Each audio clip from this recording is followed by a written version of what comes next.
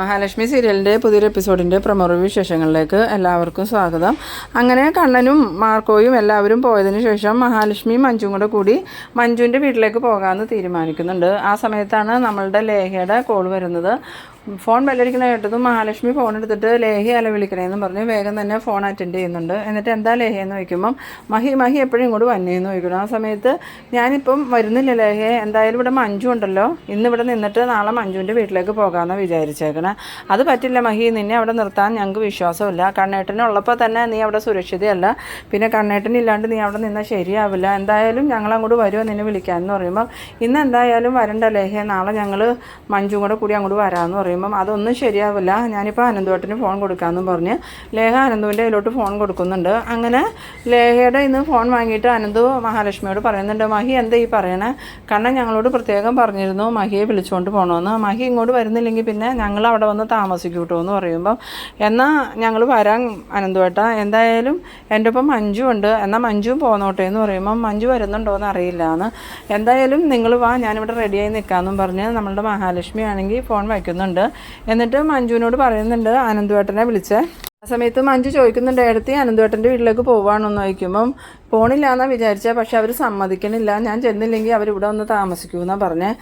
അവരിവിടെ വന്ന് താമസിച്ചാൽ പിന്നെ അത് മതി കരുണയ്ക്കും ഉണ്ണിക്കും നിൻ്റെ അമ്മയ്ക്കൊക്കെ എന്തെങ്കിലുമൊക്കെ പറഞ്ഞാൽ അവരോട് ദേഷ്യപ്പെടാൻ, അതുകൊണ്ട് അത് വേണ്ട, നമുക്ക് അങ്ങോട്ട് പോകാമെന്ന്. ആ സമയത്ത് മഞ്ജു പറയുന്നുണ്ട്, എന്തായാലും ഞാൻ ഇന്നൊരു ദിവസം ഇവിടെ നിൽക്കുക എടുത്തി, ഇനിയിപ്പോൾ ഞാൻ ഏടത്തിയുടെ കൂടെ വന്നു എന്നും പറഞ്ഞ് ഇവിടെ ഉള്ളൊരു പ്രശ്നം ഉണ്ടാക്കണ്ട, ഏടത്തി എന്തായാലും പോയിക്കുമോ എന്ന് പറയണു. അങ്ങനെ നമ്മളുടെ അനന്തും ലേഹയും വരുന്നതും നോക്കി മഹാലക്ഷ്മി നിൽക്കുന്നുണ്ട് കേട്ടോ. ആ സമയത്ത് നമ്മളുടെ ദുർഗ അങ്ങോട്ട് വരുന്നുണ്ട്. ദുർഗ വന്നിട്ട് മഹാലക്ഷ്മിയോട് ചോദിക്കുന്നുണ്ട്, എന്താടി നീ ഇവിടെ നോക്കിയിരിക്കണേന്ന് ചോദിക്കുമ്പോൾ അതിന് ഞാനിവിടെ നിൽക്കണേന് അമ്മയ്ക്ക് എന്തെങ്കിലും പ്രശ്നമുണ്ടോ എന്ന് ചോദിക്കണം. ആ സമയത്ത് അല്ല, അവനെ നീ നിർബന്ധിച്ച് മലയ്ക്ക് പറഞ്ഞു വിട്ടല്ലോ, പിന്നെ എന്താ നിൻ്റെ പ്രശ്നം, നിൻ്റെ ആഗ്രഹം പോലെ എല്ലാം നടന്നില്ലേ, എൻ്റെ ആഗ്രഹം പൂർത്തിയാവണമെങ്കിൽ കണ്ണേട്ടൻ മലയ്ക്ക് പോയി തിരിച്ചു വരണം, കണ്ണേട്ടൻ ഇവിടെ തിരിച്ചെത്തണ വരെ എൻ്റെ ഉള്ളിലൊരു പിടപ്പായിരിക്കും, അത് നിങ്ങൾക്ക് പറഞ്ഞാൽ മനസ്സിലാവില്ല, നിങ്ങളെന്തായാലും കണ്ണേട്ടൻ തിരിച്ചു വരണമെന്നൊന്നും ആഗ്രഹിക്കണില്ലല്ലോ എന്ന്. ആ സമയത്ത് ദുർഗ പറയുന്നുണ്ട്, അത് നീയാണോടി തീരുമാനിക്കണേ, നീ വന്നപ്പോൾ തൊട്ട് അവനോട് ഓരോന്ന് പറഞ്ഞു കൊടുത്ത് ഞങ്ങളിൽ നിന്നും അവനെ അകറ്റണേ എന്ന് പറയുമ്പം മഞ്ജു പറയുന്നുണ്ട്, അമ്മ കൂടുതൽ വർത്താനമൊന്നും പറയണ്ട, ആരെ അകറ്റണേന്നൊക്കെ ഇവിടെ എല്ലാവർക്കും അറിയാം, അമ്മയും അമ്മാവനും ചേർന്ന് മരുന്ന് മാറ്റി കൊടുത്തില്ലായിരുന്നെങ്കിൽ ഇപ്പോൾ കണ്ണേട്ടൻ എഴുന്നേറ്റ് നടക്കേണ്ടതായിരുന്നു, അന്ന് എനിക്ക് ഇത്രയും വിവരം ഇല്ലാതിരുന്നുകൊണ്ട് ഞാനും അതിന് സപ്പോർട്ട് നിന്നിട്ടുണ്ട്, പിന്നെ അമ്മ ആരെയാണ് ന്യായീകരിക്കാൻ നോക്കണേന്ന്. അത് കേട്ടതും ദുർഗയ്ക്കും കരുണയ്ക്കും ഉണ്ണിക്കൊക്കെ നല്ല ദേഷ്യം വരുന്നുണ്ട്. എന്നിട്ട് ഉണ്ണി പറയുന്നുണ്ട്, നീ എന്തൊക്കെയാടി പറയണേ, സ്വന്തം അമ്മയെക്കുറിച്ചാണ് നീ ഇങ്ങനെയൊക്കെ പറയണേന്ന് ചോദിക്കുമ്പോൾ സ്വന്തം അമ്മയാണെങ്കിലും തെറ്റ് ചെയ്താൽ അത് തെറ്റല്ലാണ്ടാവുമോ, എന്തായാലും ഉണ്ണിയേട്ടനും അമ്മയും ഇനിയും നന്നാവില്ല എന്ന് എനിക്കറിയാം, കരുണേടത്തെയും നിങ്ങളുടെ സ്വഭാവക്കാരി ആയതുകൊണ്ട് നിങ്ങൾ ഇനിയും ഏട്ടനെയും ഏടത്തിനെയും ദ്രോഹിക്കാനേ നോക്കും, അതുകൊണ്ടാണ് ഏട്ടൻ ഏടത്തിയോട് അനന്തേട്ടൻ്റെ വീട്ടിലേക്ക് പോയിക്കോളാൻ പറഞ്ഞത്, നിങ്ങൾ നല്ലതായിരുന്നെങ്കിൽ ഏടത്തിനെ ഇവിടെ നിർത്തിയിട്ട് പോകില്ലായിരുന്നു എന്ന്. പിന്നീട് കാണിക്കുന്നത് നമ്മളുടെ മേഘനാഥനെയാണ്. മേഘനാഥനാണ് ഈ വാമദേവൻ്റെ അടുത്ത് എന്നിട്ട് പറയുന്നുണ്ട്, ഈ മണ്ഡലമാസം അയ്യപ്പൻ കടാശിക്കാൻ പോകുന്നത് നമ്മളെ അച്ഛാന്ന്. ആ സമയത്ത് വാമദേവൻ പറയുന്നുണ്ട്, ഇതൊക്കെ നിൻ്റെ വെറും ഒരു വ്യാമോഹം മാത്രം മേഘ, എന്തായാലും ആ മഹാലക്ഷ്മിക്ക് അനുകൂലമായിട്ടേ കാര്യങ്ങൾ നടക്കുള്ളൂ, ഇതിനു മുമ്പ് പല പ്രാവശ്യം അവരെ ഉപദ്രവിക്കാൻ നോക്കി, അതിനെല്ലാം തിരിച്ചടി കിട്ടിയത് ആർക്കാ, നമുക്ക് തന്നെ. ഇപ്പം തന്നെ കണ്ടില്ലേ, ഞാനിവിടെ വീൽ ചെയറിലായി, ഭാഗ്യം കൊണ്ടാണ് ജീവൻ കിട്ടിയത്, ഇനിയും നീ അവരെ ഉപദ്രവിക്കാൻ നടന്നിട്ടുണ്ടെങ്കിൽ ഇനി തിരിച്ചടി കിട്ടാൻ പോകുന്നത് ായിരിക്കും. അതിന് ഉദാഹരണമാണല്ലോ നമ്മളുടെ മഹാലക്ഷ്മിക്കും കണ്ണനും പായസത്തിൽ വിഷം കലർത്തി കൊടുക്കാൻ നോക്കിയ കരുണ തന്നെ ആ പായസം കുടിച്ച് അവളുടെ കുഞ്ഞ് പോയത്. എല്ലാ നേരവും അവൾ ആ കുഞ്ഞിൻ്റെ പേരും പറഞ്ഞാൽ മഹാലക്ഷ്മിയെയും കണ്ണനെയും വേദനിപ്പിച്ചുകൊണ്ടിരുന്നത്. എന്നിട്ട് എന്തായി, അയ്യപ്പ ഭഗവാൻ തന്നെ അവളുടെ കുഞ്ഞിനെ കളഞ്ഞില്ലായിരുന്നു. ആ സമയത്ത് മേഘം പറയുന്നുണ്ട്, അത് അവളുടെ മുത്തശ്ശിയുടെയും അവളുടെയും പിടിപ്പുകേട് കൊണ്ട് സംഭവിച്ചതാണ്, അത് പിടിപ്പുകേടൊന്നുമല്ല, മഹാലക്ഷ്മിക്ക് ദൈവങ്ങളുടെ സഹായം ഉള്ളതുകൊണ്ട്, അതുകൊണ്ടാണ് ഞാൻ പറയണത് നിന്നോട് ഇനി ഒന്നിനും പോകണ്ട, നീ നിൻ്റെ കാര്യം നോക്കി നടക്കുന്നു. ആ സമയം മേഘനാഥൻ പറയുന്നുണ്ട്, ഇല്ല അച്ഛാ, ആരൊക്കെ എന്തൊക്കെ പറഞ്ഞാലും ഇനിയിപ്പോൾ എന്തൊക്കെ നഷ്ടങ്ങൾ സംഭവിച്ചാലും ഞാൻ എൻ്റെ കാര്യം നോക്കി നടക്കാനൊന്നും പോണില്ല, ഞാൻ ചെറുപ്പം മുതലേ ആഗ്രഹിച്ചതാണ് കമലേശ്വരത്തെ സ്വത്തുക്കൾ, ആ സ്വത്തുക്കൾ എൻ്റെ കയ്യിൽ എത്തണ വരെയും ഞാൻ ഇതുപോലെ തന്നെ മുന്നോട്ട് പോകുന്നു. ഈ സമയം നമ്മളുടെ സീമന്തിനി അങ്ങോട്ട് വരുന്നുണ്ട്. സീമന്തിനിക്ക് ഈ മേഘനാഥൻ്റെ പറച്ചിൽ കേൾക്കുമ്പം നല്ല ദേഷ്യം വരുന്നുണ്ട്. എന്നിട്ട് സീമന്തിനി പറയുന്നുണ്ട്, ഇതിനു മുമ്പ് നീയും നിൻ്റെ അച്ഛനും ആ പ്രതാപനും ചേർന്ന് പല പ്രാവശ്യം കണ്ണനെയും മഹാലക്ഷ്മിയെയും കൊല്ലാൻ ശ്രമിച്ചു, അതെല്ലാം അവർക്ക് തെളിവ് സഹിതം അറിയാനും പറ്റി, എന്നിട്ടും കണ്ണൻ ഇപ്പോഴും നമുക്ക് വേണ്ട സഹായങ്ങളൊക്കെ ചെയ്തു തരുന്നുണ്ട്, മാസാമാസം അവൻ നിൻ്റെ അച്ഛൻ്റെ അക്കൗണ്ടിലേക്ക് ഇട്ട് കൊടുക്കുന്ന പൈസ കൊണ്ട് ഇവിടുത്തെ കാര്യങ്ങൾ ഇപ്പോൾ നടന്നു പോകുന്നത്, ഇപ്പോൾ അവൻ എന്തായാലും ദൈവസന്നിധിയിലേക്കാണ് പോണത്. അയ്യപ്പനെ കാണാൻ പോകുന്ന അവനെ ആക്രമിക്കാനായിട്ട് നീ ആളെ ഏർപ്പാട് ചെയ്തിട്ടുണ്ടെങ്കിൽ അതിൻ്റെ തിരിച്ചടി കിട്ടുന്നത് എന്തായാലും നിനക്ക് തന്നെയായിരിക്കും. പിന്നെ വേറൊരു കാര്യം, ഇത് കണ്ണനെങ്ങാനും അറിഞ്ഞു കഴിഞ്ഞാൽ ഇപ്പം നിൻ്റെ അച്ഛൻ്റെ അക്കൗണ്ടിലേക്ക് വരുന്ന പൈസ നിലയ്ക്കും. പിന്നെ ഇവിടെ എല്ലാവരും കൂടി പട്ടിണി കിടക്കാമെന്ന്. ആ സമയം മേഘനാഥൻ പറയുന്നുണ്ട്, അതൊന്നും ഓർത്താൽ അമ്മ ടെൻഷൻ ആവണ്ട. എന്തായാലും ഈ പ്രാവശ്യം കണ്ണൻ മല ചവിട്ടിയിട്ട് തിരിച്ചു വരുന്ന പ്രശ്നമില്ല. ഇതിനുള്ള എല്ലാ ഏർപ്പാടും ഞാൻ ചെയ്തിട്ടുണ്ടെന്ന്. ആ സമയത്ത് സീമന്തിനി പറയുന്നുണ്ട്, നീ വീണ്ടും കണ്ണൻ്റെ സ്വത്തുക്കൾ ആഗ്രഹിച്ച് നടക്കണേ എന്തിനാടാ? കെട്ടിയ പെണ്ണാണെങ്കിൽ നിന്നെ ഉപേക്ഷിച്ചു പോയി, അവളാണെങ്കിൽ ഇപ്പം പ്രഗ്നൻറ്റും. ഇനിയിപ്പോൾ ആ കുഞ്ഞിനെ കളഞ്ഞിട്ട് നിനക്ക് അവളെ തരാമെന്നും പറഞ്ഞല്ലേ നിൻ്റെ അപ്പച്ചി നടക്കണേ. അതെങ്ങനെയാണ്? ആങ്ങളയ്ക്കും പെങ്ങൾക്കും മോനുക്കും ഒരേ സ്വഭാവം, മറ്റുള്ളവരെ ഉപദ്രവിക്കണം എന്നുള്ള ചിന്ത മാത്രമേ ഉള്ളൂ. ആ സമയത്ത് മേഘം പറയുന്നുണ്ട്, ഇതിനു മുമ്പ് അമ്മയും അങ്ങനെ തന്നെയല്ലേ ചിന്തിച്ചുകൊണ്ടിരുന്നത്, എന്നിട്ടിപ്പോൾ എന്താ അമ്മ മാറ്റി പറയണേന്ന് ചോദിക്കുമ്പം ഞാനും അതുപോലെ ചിന്തിച്ചിരുന്നു. പക്ഷേ ഇപ്പം എനിക്ക് മനസ്സിലായി, അവരോട് എന്ത് ദ്രോഹം ചെയ്യാൻ പോയാലും തിരിച്ചടി കിട്ടുന്നത് നമുക്ക് തന്നെയായിരിക്കുമെന്ന്. അതുകൊണ്ട് ഇനിയെങ്കിലും നീ നിൻ്റെ കാര്യം നോക്കി ജീവിക്കാൻ നോക്ക്, ഇല്ലെങ്കിൽ അച്ഛനെ പോലെ വീൽചെയറിൽ തന്നെ ജീവിക്കേണ്ടി വരുമെന്ന്.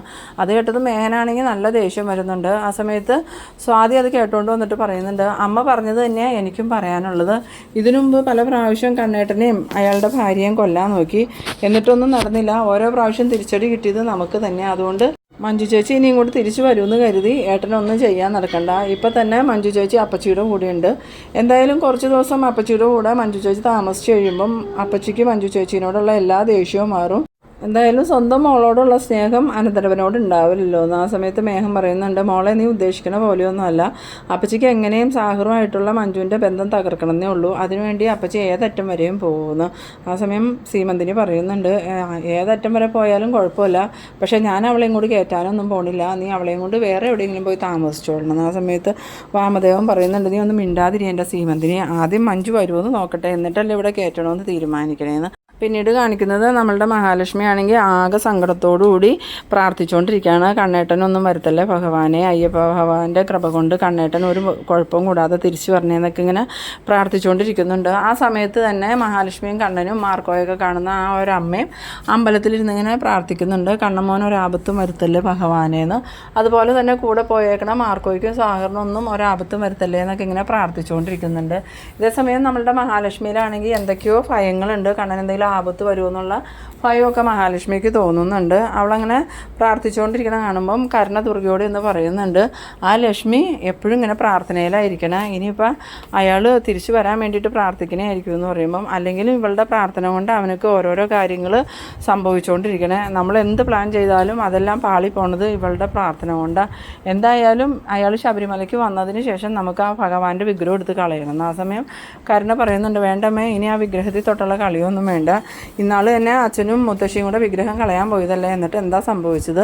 വിഗ്രഹം തിരിച്ചു വരുകയും ചെയ്തു, അവർ ആസ്പത്രിയിലുമായി. അതുകൊണ്ട് നമുക്കിനി അതിൽ തൊട്ടുള്ള കളിയൊന്നും വേണ്ടാന്ന്. ഇതേസമയം നമ്മുടെ പ്രതാപൻ്റെ അമ്മേനെയാണ് കേട്ടോ കാണിക്കണം. പ്രതാപൻ്റെ അമ്മ പ്രതാപനോട് വന്നിട്ട് ചോദിക്കുന്നുണ്ട്, എടാ അവൻ മലയ്ക്ക് പോയിട്ട് തിരിച്ചു വരുമോ?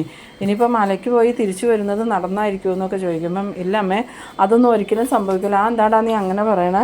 അവളുടെ ഇഷ്ട ഭഗവാനല്ലേ അയ്യപ്പ ഭഗവാൻ, അപ്പോൾ അവളുടെ പ്രാർത്ഥന കൊണ്ട് ഭഗവാൻ കണ്ണു തുറന്നാൽ അവനക്ക് നടക്കാൻ പറ്റുമല്ലോ എന്ന് പറയുമ്പോൾ പ്രതാപൻ പറയുന്നുണ്ട്, അതിന് നടക്കാൻ പോയിട്ട് വീൽ ചെയറിൽ പോലും അവൻ തിരിച്ചു വരില്ല.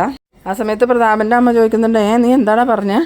എന്താ നീ അങ്ങനെ പറഞ്ഞതെന്ന് ചോദിക്കുമ്പം, അതൊക്കെ ഉണ്ട് അമ്മ, എന്തായാലും കണ്ണൻ ഇനി ജീവനോടെയും അല്ലാണ്ടും തിരിച്ചു വരാൻ പോകുന്നില്ല. ആ സമയം പ്രതാപൻ്റെ അമ്മ ചോദിക്കുന്നുണ്ട്, അതിന് നീ എന്തെങ്കിലും ചെയ്തിട്ടുണ്ടോ എന്ന് ചോദിക്കുമ്പോൾ, ഞാനല്ല ആ മേഘൻ അതിനുള്ള ഏർപ്പാടൊക്കെ ചെയ്തിട്ടുണ്ട്, കണ്ണൻ്റെയും മാർക്കോയുടെയും പുറകെ അവൻ കുറച്ച് ഗുണ്ടകളെ മലയ്ക്ക് വിട്ടിട്ടുണ്ടെന്ന്. ആ സമയം പ്രതാപൻ്റെ അമ്മ പറയുന്നുണ്ട്, നിങ്ങൾ എന്ത് മണ്ടത്തരം ഈ കാണിക്കണത്?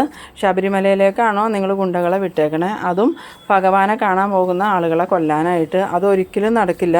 ഇപ്പോൾ മനുഷ്യന്മാരെല്ലാം വിട്ട് ദൈവങ്ങളെ പിടിച്ചായോ നിങ്ങളുടെ കളിയെന്ന് ചോദിക്കണം. ആ സമയത്ത് പ്രതാപൻ പറയുന്നുണ്ട്, ഞാനത് ആ മേഘനോട് പറഞ്ഞതാ, ഈ മണ്ഡലകാലത്ത് അങ്ങനെ ഒരു അതിബുദ്ധിക്ക് നിൽക്കണ്ടാന്ന്. പക്ഷെ അവൻ കേൾക്കണ്ടേ, അവനക്ക് മഞ്ജുവിനെയും കണ്ണൻ്റെ സ്വത്തും വേണമെന്നും പറഞ്ഞ് അവൻ ധൃതി പിടിക്കുക.